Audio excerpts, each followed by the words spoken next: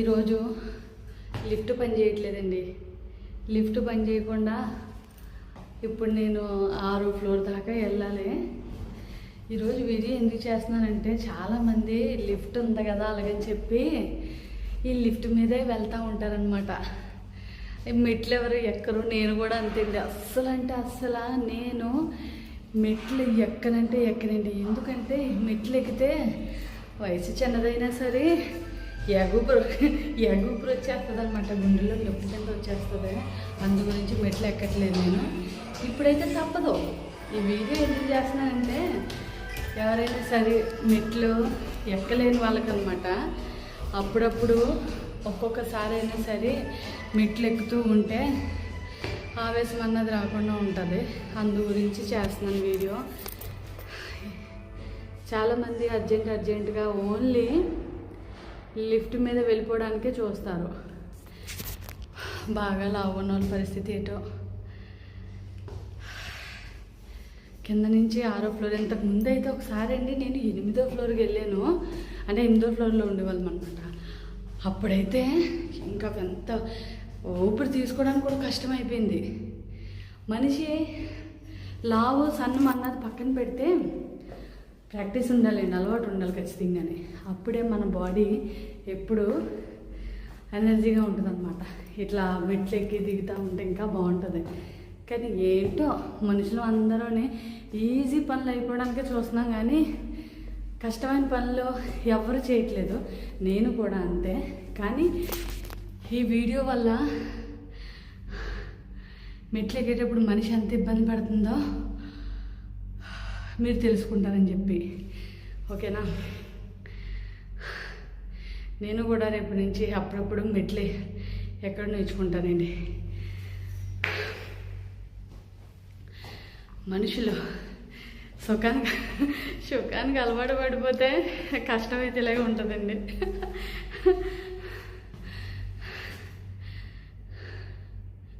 ప్రతిదానికి తొందరగా అయిపోవాలా. చూడండి, లిఫ్ట్ మీద వెళ్ళినప్పుడు జస్ట్ ఇట్లా బటన్ నొక్కితే వెంటనే పైకి వెళ్ళిపోద్ది. అది మెట్లు అలాగే వెళ్దండి. మన బండి మనమే నడుపుకోవాలి. అమ్మ ఏసయ్య, చూసారా ఇంత కష్టపడకూడదంటే ఈ వీడియో చూసి రోజుకి మీరు కనీసం ఒకసారైనా మెట్లు ఎక్కి దిగుతూ ఉండండి. అప్పుడే మీ ఆరోగ్యం బాగుంటుంది. నేను అన్ని విధాలా నడిచినప్పుడు వెళ్ళినప్పుడు ఓకే, కానీ మెట్లు ఎక్కుతున్నప్పుడు అయితే నాకు చాలా ఆవేశం వచ్చేస్తుంది. అది నా ఒక్కదాని కానీ కాదు, చాలామందికి. మీరు కూడా మెట్లు జాగ్రత్తగా ఎక్కుతూ వస్తూ ఉండండి. చూడండి, వయసును బట్టి ఎవరికీ ఉండదు. మా వాళ్ళు అందరూ అంటారు, నువ్వేమైనా ముసలిదానివా, మెట్లు ఎక్కలేకపోతున్నావు అంటారు. వయసుకి సంబంధం లేదండి, అది మనని బట్టి ఉంటుంది. రోజు నడుస్తూ ఉంటే, రోజు మెట్లు దిగుతూ ఉంటే మనకి ప్రాక్టీస్ ఉంటుంది. కానీ సంవత్సరానికి ఒకసారి ఎక్కితే పని ఇలాగే ఉంటుందండి.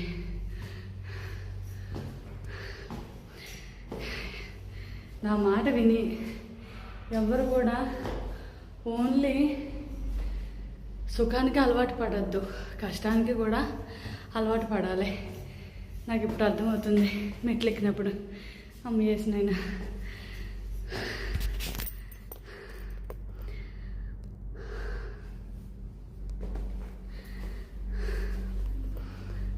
ఎంత సున్నితమో, మామూలు సున్నితం కాదండి ఇది. పోలే ఈ రకంగానైనా సరే కోవిడ్లోని చెమటలు పట్టట్లేదండి. చెమటలు పట్టక మనకి ఆరోగ్యం చాలా దెబ్బతినేస్తుంది. చూడండి, నాకు ఇన్ని రోజులకి ఎన్ని చెమటలు పట్టాయి చూసారా. నాకైతే అస్సలు చెమటే పట్టదు. అమ్మ, ఇది ఇంతకీ ఏ ఫ్లోర్ వచ్చానండి నేను? ఏ ఫ్లోర్ వచ్చింది కాదులేండి, మా ఫ్లోర్ ఇంకా రాలేదు. కోవిడ్లో చెమటలు పడితే ఇంకా ఆరోగ్యంగా ఉంటారు. ఎందుకంటే అస్తమాట ఏసీలో ఉండి ఉండి చెమట అన్నది బయటికి రావట్లేదు. నేను రేపటి నుంచి ఖచ్చితంగా డైలీ నడుస్తూ ఉంటాను.